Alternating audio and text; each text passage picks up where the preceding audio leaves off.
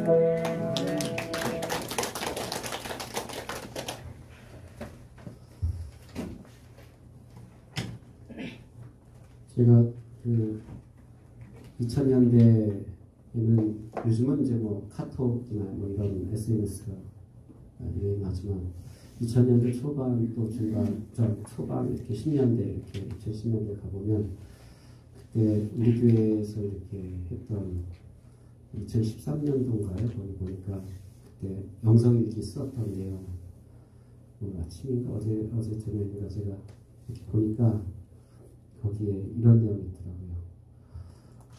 오늘은 성가대가 총파업한갑니다.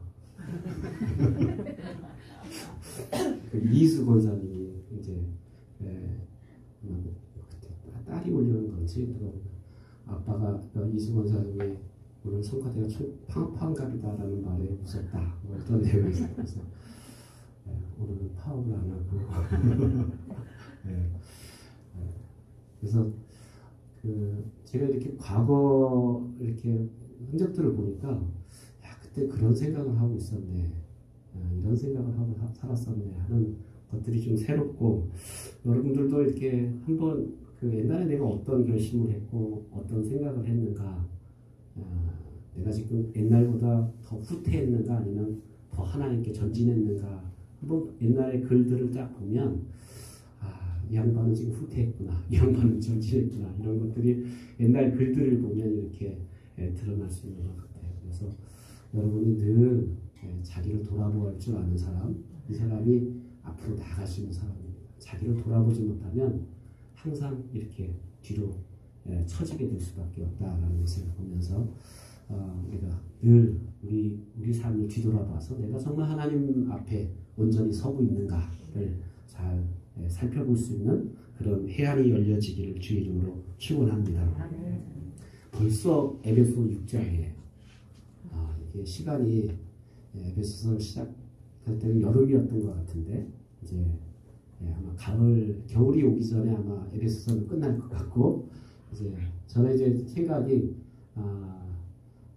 이렇게 옛날에 이렇게 건너뛰면서 이렇게 주제별로 제가 설교를 했다면 이제는 좀 스토리를 가지고, 성경의 스토리를 가지고 쭉 이렇게 좀 이어서 해야 되겠다는 생각이 들어서 신약에서 한 거를 선택하고 또 구약에서 한 거 선택하고 번갈아 가면서 하는데, 하여튼 벌써 에베소서 이야기를 한번 뒤돌아보면 1장부터 3장까지는 보통 우리가 구원받은 하나님의 그런 진리가 뭔지, 하나님의 구원에 대한 교리가 아주 명확하게 분명하게 이렇게 기록되어 있다면, 이제 정확하게 기점은 3장 16절까지가 이제 교리라면 3장 16절부터 4장 6장에 걸쳐서는 그렇다면 구원받은 사람들이 이제 어떻게 살아야 되는지, 구원받은 사람들은 마땅하게 이렇게 살아야 된다라는 것을 이제 쭉 이제 4장 6장에 걸쳐서 이렇게 말씀하고 있다라는 겁니다.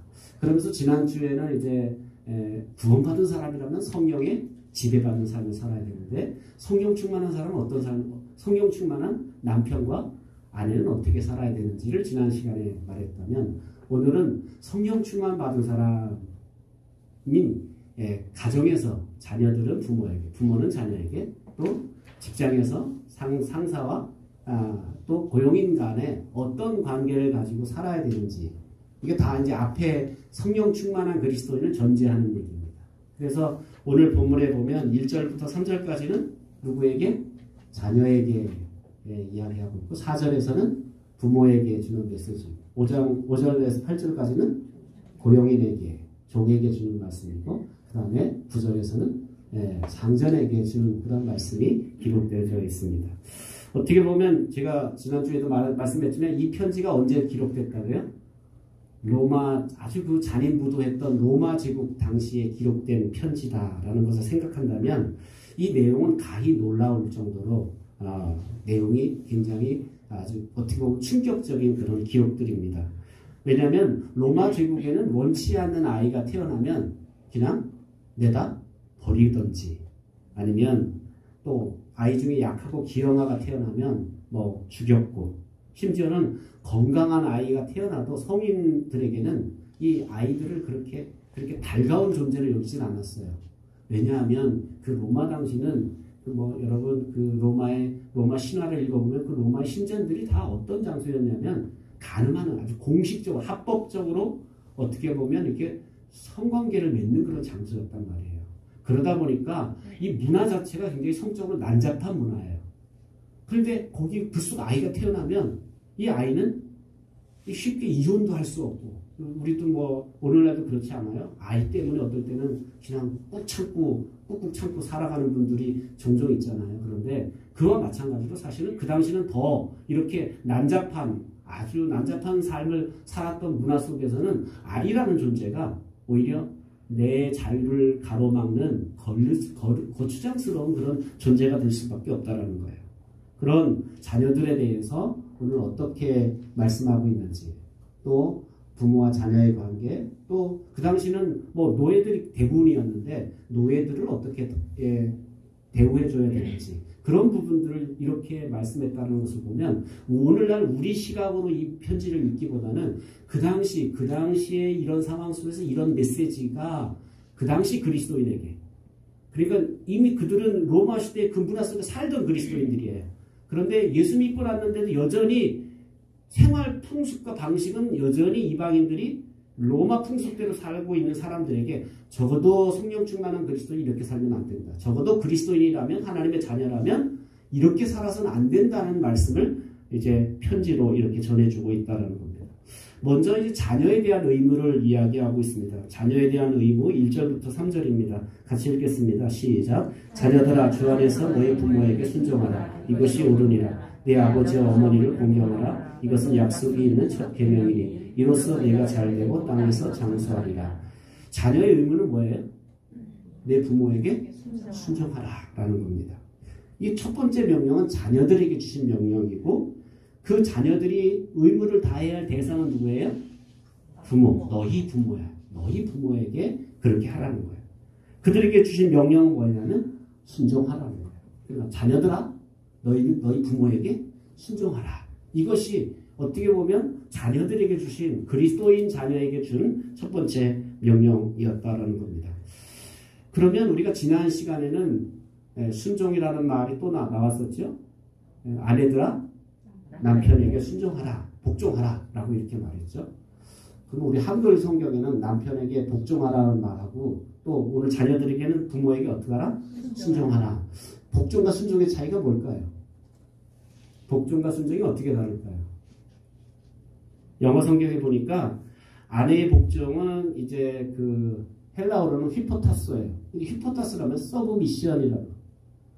이 서브미션이라는 단어를 영어 성경에 기록했는데, 뭐 항복하다, 바치다, 뭐 이런 뜻이에요. 그러니까 남편들에게 이렇게 바치는데 이 휘포타스의 이 의미는 어떤 의미냐면 그냥 무조건이 아니야. 남편이 너를 사랑하니, 남편이 너를 위해 희생하니, 남편이 너를 위해서 이렇게 봉사하니 너는 그 사랑에 마땅하게 항복해야 된다. 내 몸을 드려야 된다. 내 몸을 바쳐야 된다. 이게 이제 아내들에게 주신 명령이라면, 이 자녀들에게 순종하라는 이 단어는 이 영어에서 휘파코, 이 오베이던스라는 말은, 휘파코라는 말은 뭐냐면 이건 권위 앞에 무조건이에요. 권위 앞에 무조건적인 복종을 말하고 있다는 거예요. 그러니까 아내들에게 말했던 복종이나 자녀들에게 명령했던 이 순종은 어떤 의미가 더 강한 거예요? 자녀에게 더 강하다는 거예요. 당연히 그렇죠. 그래서 구약의 율법을 보더라도 그런 뭐 남편에게 복종하지 않을 뭐 돌로 쳐서 죽이라 이런 율법 있어요, 없어요? 없어요. 네. 네. 찾으시면 저한테 좀 신고 좀 해주세요. 그런데 자녀들이 부모에게 이렇게 항거하고 부모에게 불순종하면 어떻게 하래요? 돌로 치라 그래요. 그러니까 더 어떻게 보면 아내의 복종보다 자녀의 순종이 더 강한 의미의 법이었다라는 것을 우리는 알 수 있다라는 사실입니다. 그러면 자녀들이 부모에게 왜 순종해야 될까요? 순종해야 될 이유가 뭐예요? 세 가지를 이야기하고 있죠. 오늘 성경에 보면 1절에는 뭐라 그러냐면 이것이 옳으니라. 또 2절에는 이것은 약속 있는 첫 계명이니. 그 다음에 세 번째로는 1절에 보면 주 안에서 라고 이렇게 주 안에서 순종하라 라고 이렇게 말하고 있습니다. 먼저 이것이 옳으니라, 이것이 옳다, 그게 옳은 거야 라고 말하는 이 의미는 어떤 의미냐면, 그건 이렇게 부모에게 순종하는 거는, 이거는 하나님의 무슨 계시받고 이런 거 이전에, 하나님 말씀을 따지기 이전에 부모에게 순종하라는데 그거 성경에 나왔어요? 법에 있어요? 이렇게 법 이전에, 이건 뭐예요? 이걸 뭐 자연법이라 그러나요? 본성이라 그러죠. 이 본성적으로 옳다라는 거예요. 이것이 옳다라는 말은, 이거는 우리가 그런 얘기하죠. 그래서 그 짐승도 자기 부모를 이렇게 하지 않아. 그래서 이렇게 부모를 함부로 하는 걸 뭐라 그래요? 짐승만도 못하다라고 말하는 것은 이건 인간으로서 본성적으로 부모에게 순종하는 것이 이게 옳은 일이다라는 것을 강조하고 있다라는 겁니다. 두 번째로 이것은 약속 있는 첫 계명이니 약속 있는 첫 계명이다라는 말은 계명이다라는 말은 율법을 근거로 해서 율법에 몇 계명에 제 5계명에 내 부모를 공경하라. 부모를 부모에게 공경하라는 이 율법에 있는 계명이다라는 거. 율법에 기록된 말씀이기 때문에 아니 크리스찬들이 그냥 마땅히 인간으로서 마땅한 그 자연법에 나오는 그 부모에게 순종해야 되는 널 낳아주신 부모를 공경해야 되는 것 그건 그리스도인이면 마땅하지. 두 번째 아니 율법에도 기록되어 있는데 그거 그리스도인이라고 안 한다고 말한대. 그래서 그리스도인이기 전에 너희들은 율법에 이거 기록된 법이니 그리고 이건 뭐라 그래요? 약속 있는 첫 계명이다. 약속이 뭐예요? 3절에 나오죠. 약속 이로써 내가 땅에서 잘되고 장수하겠다. 잘되고 땅에서 장수하겠다. 잘되는 것, 땅에서 장수하는 것 이게 바로 그 부모를 공경하라는 5계명에 대한 약속이다라는 거죠. 그러니 율법에 기록됐으니 이렇게 부모를 순종해야 된다.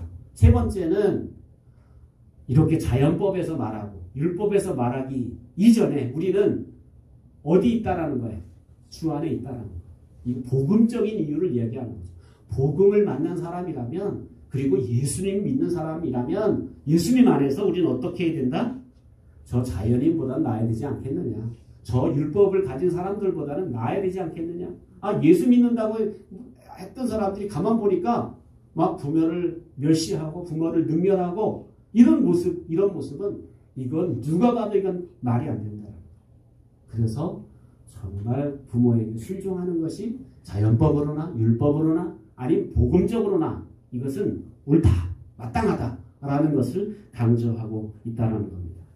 이 주 안에서라는 단서가 의미가 그러면 주 안에서 순종하라고 그러니까 또 어떤 분들은 그렇게 꼬투리를 잡더라고요. 그럼 주 밖에 있는 부모는 순종 안 해도 됩니까? 어떻게 생각하세요? 주님 안에 있는 주 안에서 순종하라고 했으니까 주님 밖에 있는 부모님은 순종 안 해도 될까요? 아니다. 주님 안에 있든 주님 밖에 있든 예수님 믿든 예수님 믿지 않든 부모에게 순종하는 것이 이거 마땅하다, 옳다라는 것을 이야기해요. 또 한 가지 우리가 좀 의문 던질 수 있는 것은 그러면 무조건 순종해야 되는가? 어디까지 순종해야 되는가? 예를 들면 너 교회 나가지 마, 예수 믿지 마. 이 하나님의 뜻에 거슬리는 그런 명령에도 우리는 순종해야 되는가? 어떻게 될까요? 그건 아닌 것 같아요. 네. 여러분 생각 어떻습니까? 요즘 부모님이 교회 나가지 마 하고 엄포를 내렸어요. 네, 순종하라 그랬습니다. 네. 예수 믿지 마. 네. 우리 집안 대대로 이런 신을 섬겼어. 일로 들어와. 네. 이렇게 해야 될까요? 이거에 대해서는 어떻게 생각하세요?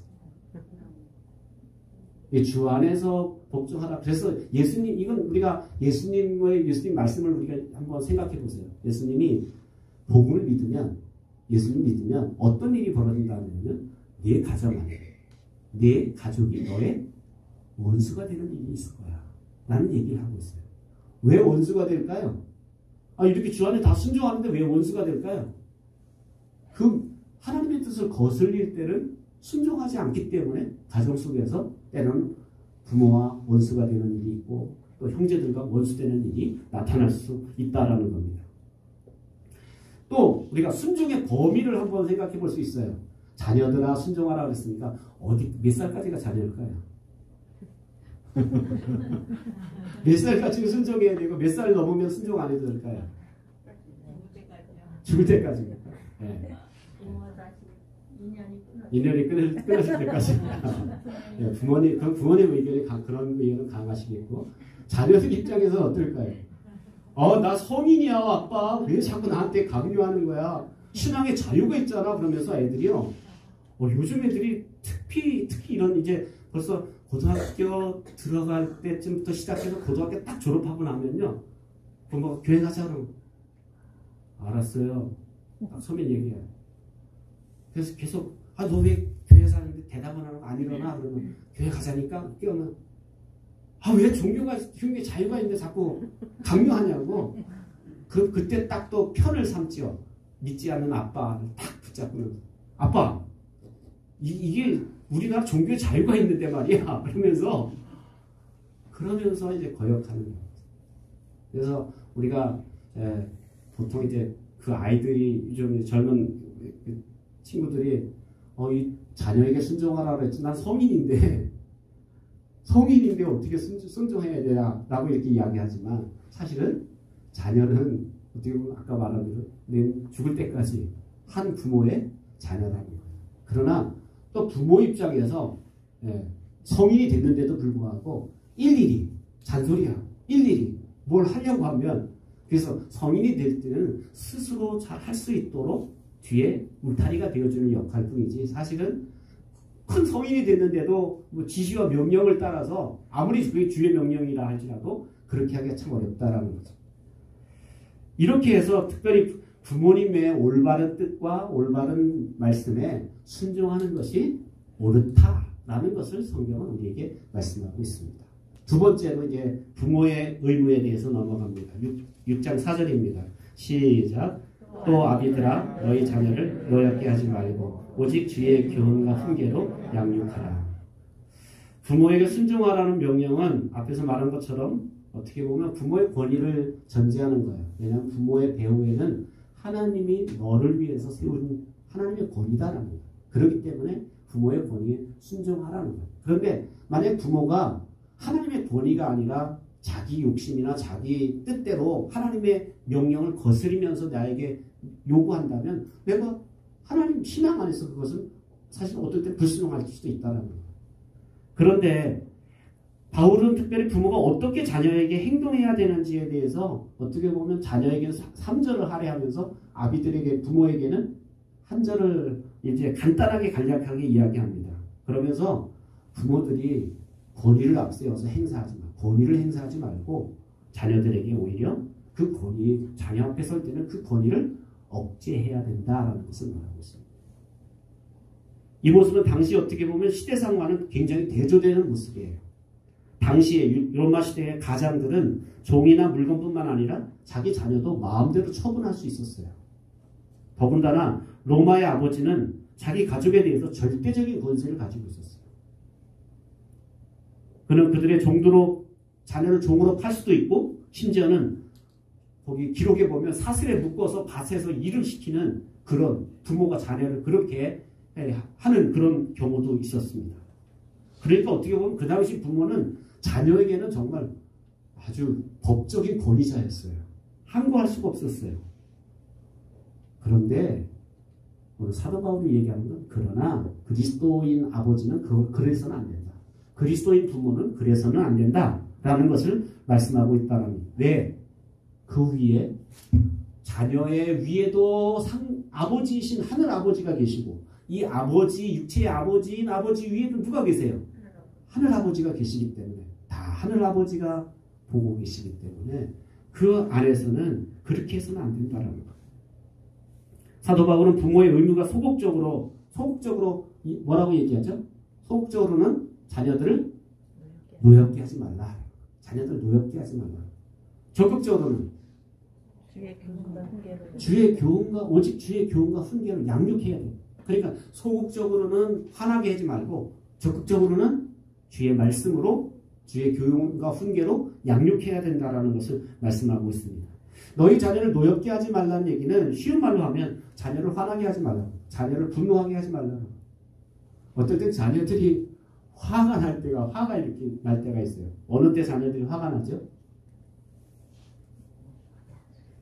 네? 너무 잔소리가 심해질 때 했어 하고 소리 지르는 거나 또 어느 때 자녀들이 화가 납니까? 네? 네?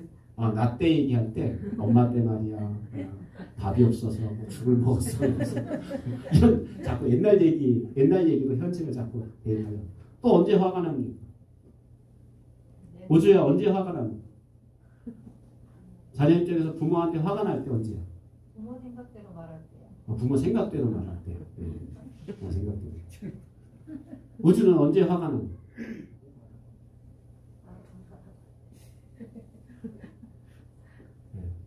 재준이는 언제 화가 나는 거야? 말해, 괜찮아. 집에 가 죽어? 예, 이게 자녀들 입장에서 보면 부모가 화나게 한다고 했어요. 화가 날 때. 예. 그러니까 뭔가 자녀들도 옳고 그름에 대한 분별력이 어느 정도 있는데 막 그것에 번나갔을 때, 어긋난 것을 막 이렇게 강요할 때 자녀들이 이렇게 애들 나이 때 제일 발달하는 게 뭐냐면 정의감이에요. 물론 그 정의감은 온전하진 않지만 나름대로의 하여튼 자기들이 근데 그것에 대해서 뭔가 강압적으로 누군가 권위자가 강압적으로 누르려고 하면 그거에 대해서 분노한다는 거예요.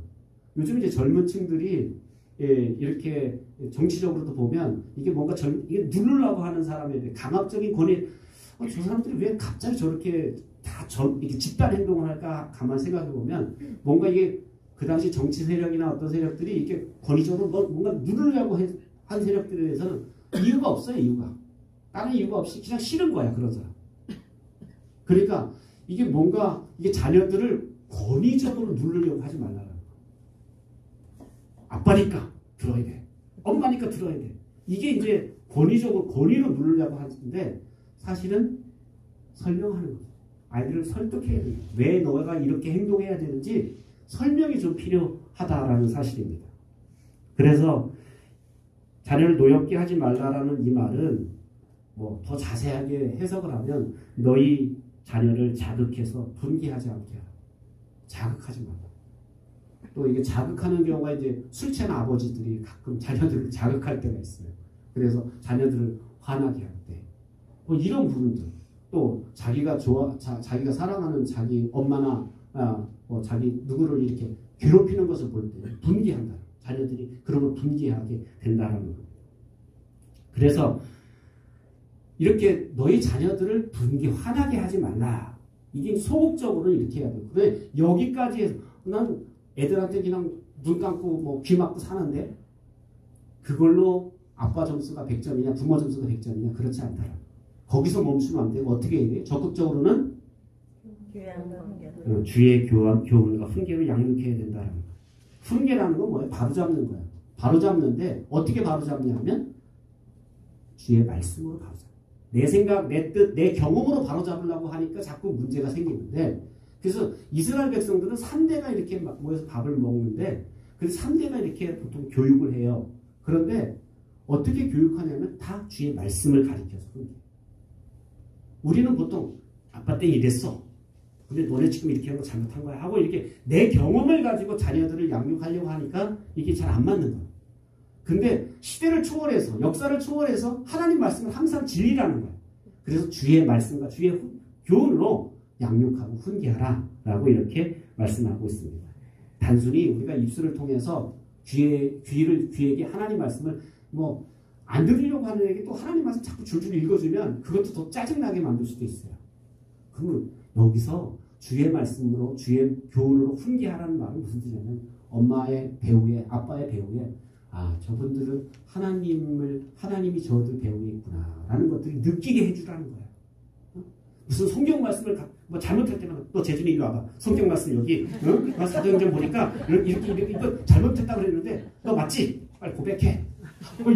이렇게 하나님 말씀이 이렇게 적용하라는 게 아니라 정말 내가 말하는 것이 내가 한마디 하는 것이 내가 옛날 같으면 10마디 했었는데 내가 한마디 하는 것이 정말 저 아빠의 입술을 통해 하나님이 말씀하시고 있다. 저 말을 함부로 하면 안 되겠구나 라는 정도로 느낄 정도로 하나님이 그 배우의 기심을 드러내게 하라는 거예요. 이것이 그리스도인 부모의 역할이다. 따라합시다. 말을 많이 해야 자녀가 변하는 게 아니라 내가 주의 뜻대로 말할 때 자녀가 변하는 거예요. 그러니까 내가 말을 많이 하고 막 다다다다다다 쏟아놓으면 그래서 아이들이 변할 것 같으면 뭐 우리가 아예 녹음해서 틀어놓죠. 그런데 그래서 사람이 바뀌는 게 아니라 정말 어이쿠 저 얘기는 안 들으면 안 되겠구나라는 게 느껴질 정도로 그렇게 내가 그분의 말씀 앞에 내가 먼저 서야 자녀들도 그의 말씀을 따라서 살아갈 수 있다는 사실입니다. 세 번째로 종의 의무입니다. 5절부터 8절입니다. 시작. 종들아 두려워하고 떨며 성실한 마음으로 육체의 성전에게 순종하기를 그리스도께 하듯 하라. 눈가림만 하여 사람을 기쁘게 하는 자처럼 하지 말고 그리스도의 종들처럼 마음으로 하나님의 뜻을 행하고 기쁜 마음으로 섬기기를 주께 하듯 하고 사람들에게 하듯 하지 말라. 이는 각 사람이 무슨 선을 행하든지 종이나 자인이나 주께로부터 그대로 받은 줄을 알미라. 당시 노예제도는 사회에서 어떻게 보면 보편적으로 행해지고 있는 제도였어요. 로마 시대는 그 기록에 의하면 로마 시대 노예들이 약 6,000명 됐다 그래요. 그러니까 인구 대비로 어떻게 보면 사회에 이 관직 이렇게 고위층에 있는 노예를 부리는 사람 상점보다 노예들이 더 많았다라는 거예요.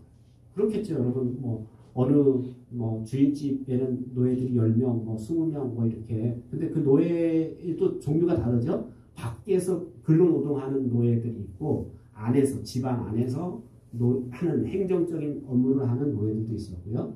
또 심지어는 의사들도 노예가 있었어요. 의료 것을 담당하는 그런 노예들도 있었고 또 교사들도 있었어요. 아이들을 가르치는 그런 일들을 하는 교사들도 노예 중에 이렇게 어떻게 보면 그 당시 노예라는 이 종이라는 층은 굉장히 광범위한 그런 시대였다라는 것을 우리가 알 수 있습니다. 그런데 그래서 그 종들은 사실은 세습되었고 종들은 사고 파는 존재였어요. 주인이 우리 집의 종들을 돈을 받고 이렇게 다른 집에 넘길 수도 있고 판매가 가능했다라는 겁니다. 그런데 종들에게 주어진 의무는 자녀들이 부모에게 순종해야 한다면 종들은 누구에게? 육체의 상전에게 순종해야 된다라고 말하고 있습니다. 그 이유는 뭐예요? 그 이유는 똑같아요. 육체의 상전 뒤에 누가 계셔요? 상전이신 하나님이 계시다는 거예요. 육체의 상전에게 순종해야 될 이유는 바로 육체의 상전의 뒤에는 그 배후에는 더 높으신 상전이신 하나님이 계시다는 걸 생각한다면 나는 지금 사람에게 순종하는 게 아니라 그 뒤에 있는 하나님께 순종하는 자세로 행하라 라고 말합니다. 그래서 5절에는 뭐라고 해요? 5절에는 그리스도께 하듯 그리고 6절에는 그리스도의 종들처럼 7절에는 주께 하듯 다 공통적으로 들어가는 게 누구예요? 그리스도라는 거예요. 그러니까 종들아 노예들아 너희가 그리스도인이 됐다면 이제는 세상 방식으로 살아서는 안 되고 누구 중심으로? 그리스도 중심으로 살아야 된다. 그리스도에게 하듯 그리스도에게 복종하듯 그리스도에게 섬기듯 그렇게 그리스도 중심으로 살아야 된다라는 것을 말씀하고 있다라는 거예요. 그러니까 사도 바울은 사람을 기쁘게 하는 이제는 종에서 너희는 해방돼서 이제는 그리스도를 섬기는 종이 됐다. 이제는 너희들이 실제로는 육체적으로는 노예지만 실제는 너희들은 그리스도 안에서는 자유인이 됐다. 이제는 육체를 섬기는 노예에서 이제는 자유해서 이제 그리스도를 섬기는 그런 종들이 됐다라고 말씀하고 있습니다. 어떻게 보면 이것은 현대를 사는 그리스도인들이 직장 생활을 하면 상사가 있고 나를 고용한 고용주가 있고 내가 고용인으로 이렇게 속해 있을 때가 있다라는 겁니다. 그럴 때 우리가 어떤 자세로 일을 해야 되는가? 가정에서는 예를 들면 주부가 어떤 자세로 일해야 될까요?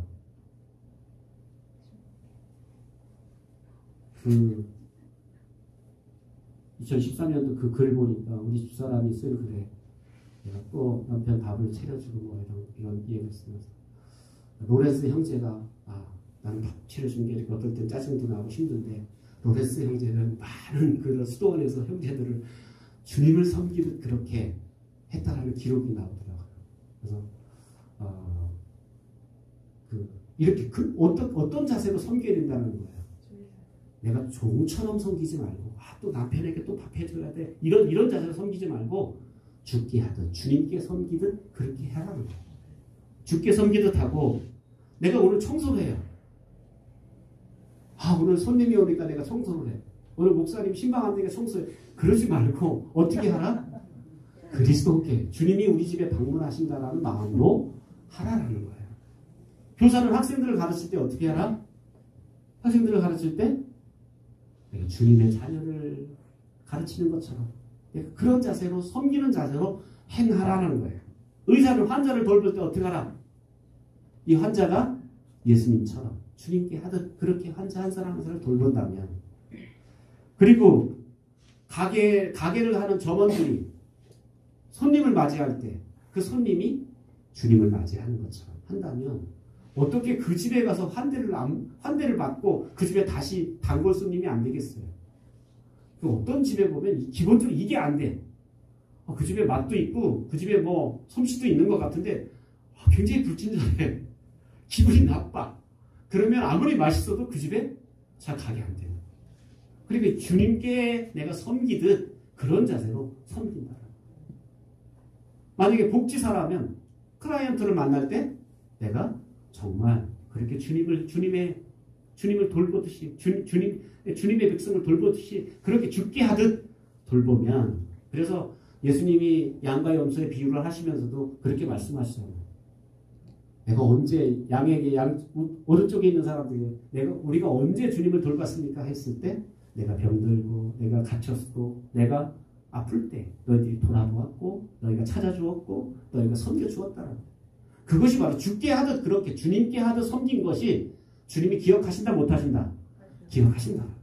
그러니까 오늘 우리가 자녀를 만나든 또 이웃을 만나든 내가 직장에서 누구에게 하듯 사람에게 하듯 하지 말고 정말 죽게 하듯 진실한 마음으로 한다면 그것은 다 상을 받는 삶이 될 줄로 믿습니다. 네 번째로 상전의 의무입니다.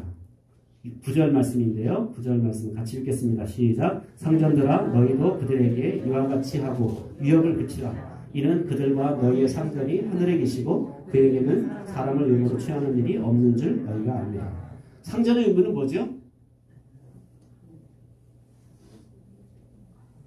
대접받고 싶은 대로 잘 종들에게 대접하라. 그리고 위협하지 마라. 라고 이렇게 이야기합니다. 종들에 대한 의무는 아까 4절에 걸쳐서 아주 자세하게 언급했다면 역시 노예의 소유주였던 주인들에게는 한 절로 간단하게 간략하게 이야기하는데 세 가지를 이야기하죠. 첫째는 뭐라고 이야기합니까? 너희도 그들에게 이와 같이 하고, 너희도 그들에게 이와 같이 하라는 얘기는 뭐냐면 너희도 너희들도 이와 같이 하라는 얘기는 무슨 뜻이냐면 너희가 종들에게 대접받고 싶어? 주인으로 대접받고 싶어? 그럼 어떻게 하라는 거예요?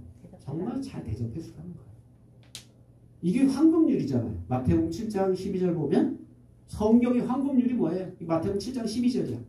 7장 12절 뭐라고 했어요? 너희도 대접받고 싶은 대로 남을 그렇게 대접하라 라고 이렇게 말씀하고, 내가 대접받고 싶으면 내가 먼저 그렇게 대접해 주라는 거예요. 이건 부모 자녀에도 마찬가지고 고용주와 고용인 사이에도 마찬가지라는 거예요.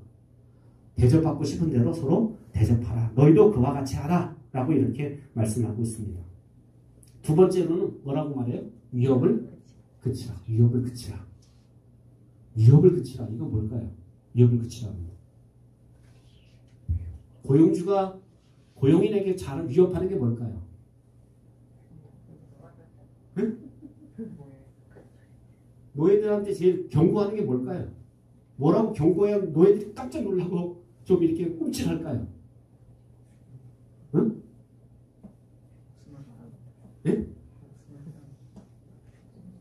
뭐라고 경고하면? 뭐라고 위협하면? 너 집안 또 들어가고 싶어? 너 또 들어가고 싶어? 어디 들어간다는 거예요? 감옥에. 네. 너 들어가고 싶어? 너 또 한번 벌 좀 받을래? 너 한번 굶어볼래? 응? 아니면 뭐 또 한번 너 매달려 볼래? 왜냐면 주인이 사실 할 수 있는 것은 뭐냐면 이렇게 벌을 주겠다는 엄포를 놓는 거예요. 요즘 부모님들은 어떻게 엄포를 놔요? 자녀들에게? 오늘 또 굉장히 신사적이네. 옛날 저희 때는 죽음이었어요. 너 죽을래? 너 죽을래? 그래서 정말 그때 안 죽고 이렇게 살아가는 거 보면 제가 명이 기른 것 같아요. 정말 죽는다는 말을 굉장히 많이 봤어요. 굉장히 옛날 분들은 극단적이었어. 뭐 이렇게 적당히 너 용돈 안 줘? 뭐 용돈 아예 없었으니까. 그건 협박의 대상이 아니에요. 이게 보통 이게 위협하는 것을 보면 이런 거였더라. 근데 그 당시 이제 노예들한테는 주인은 이렇게 뭐 죽으면 최애 끝이겠죠. 그 전에는 감옥에 가둔다든지 매를 맞는다든지 너 한번 맞아볼래? 어? 뭐 우리 부모님들 그런 분도 있더라고. 제가 들었는데 너 오늘 먼지 좀 한번 털어볼래? 뭐 그게 가만히 뭘 터냐 했더니 이거 매 맞아볼래? 뭐 이런 얘기였어요. 그러니까 이렇게 위협하지 말라는 거예요.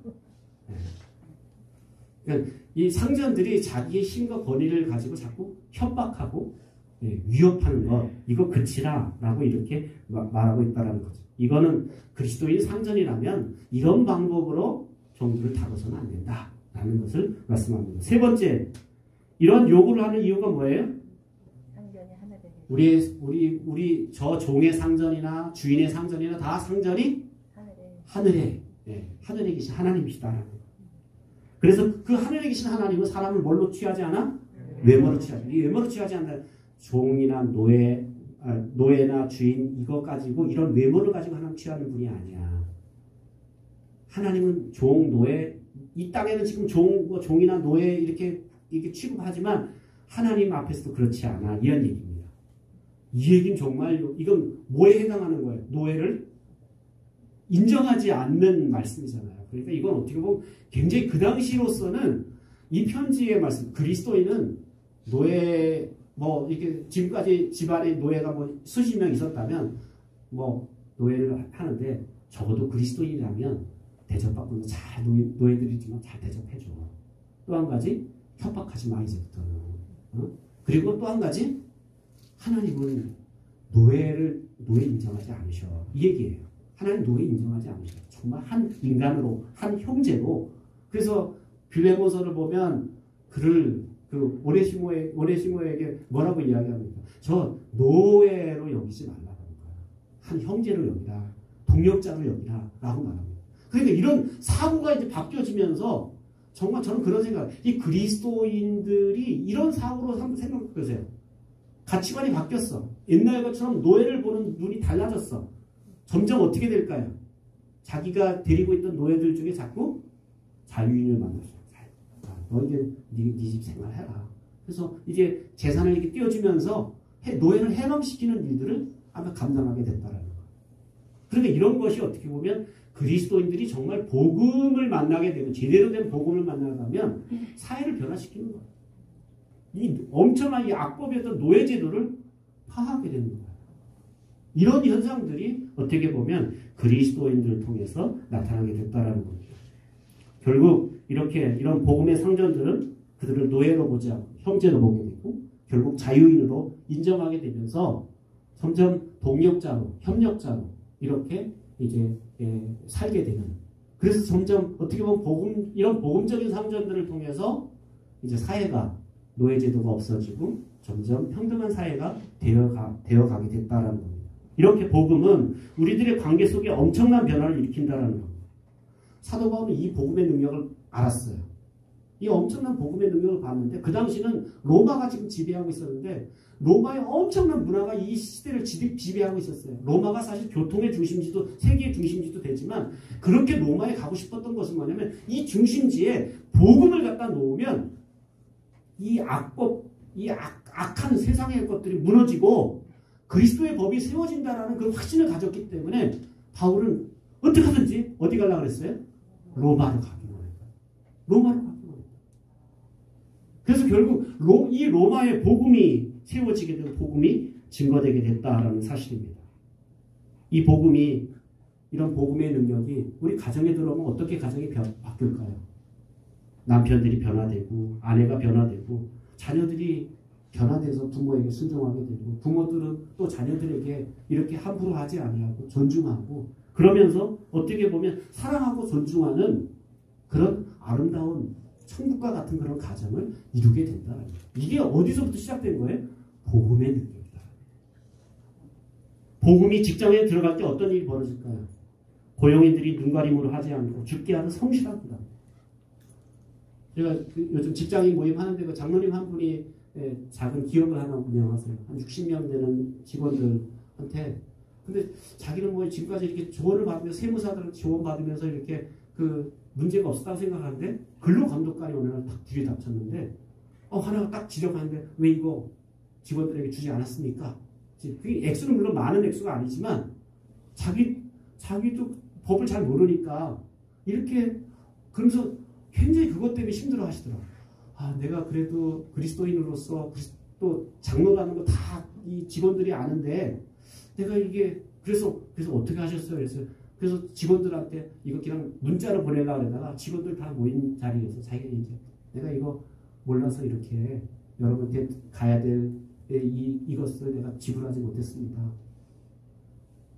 그러면서 그래서 제가 칭찬해 드려서 그래요. 그거 내가 실수를 발견하게 됐을 때 그거를 정직하게 인정하고 양해를 구하고 그걸 다시 회복해 드리는 것 그게 어떻게 보면 그리스도인으로서 그게 흠이 드러난 것 같지만 그건 흠이 아니라 어떻게 보면 더 정직함이 드러나서 하나님을 드러낼 수 있는 겁니다. 라고 칭찬을 해드렸는데 오늘 우리의 삶 가운데 이렇게 예수님이 복음이 우리 안에 들어오면 사람을 변화시킨다는 겁니다.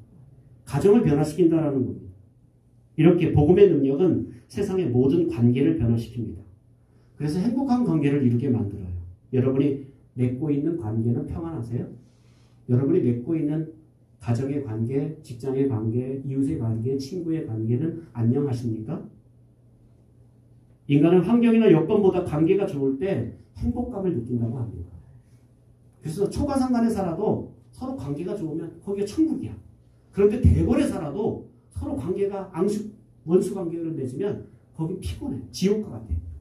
오늘 저와 여러분의 삶 가운데, 관계 가운데 복음이 임하고 복음을 초청하고 복음의 능력이 여러분의 관계를 자유케 하는 그런 역사가 나타나기를 주의 이름으로 축원합니다. 기도하겠습니다. 자비로우신 하나님 은혜를 감사합니다. 우리의 관계가 정말 복음 안에 올바로 세워지는 관계가 되게 해주시고 특별히 복음 안에서 우리가 온전하게 아버지 하나님 평안을 누리는 저희들 될 수 있도록 축복해 주옵소서. 가정의 부모와 자녀의 또 직장에서 상사와 우리의 모든 관계 속에 복음이 흐르게 해주시고 복음의 능력이 나타날 수 있도록 주님 축복해 주옵소서. 그래서 우리가 가는 곳곳마다 하나님 나라를 선포하고 증거하고 하나님 나라를 드러내는 복된 생애가 되도록 축복해 주옵소서. 예수님의 이름으로 기도하옵나이다. 아멘.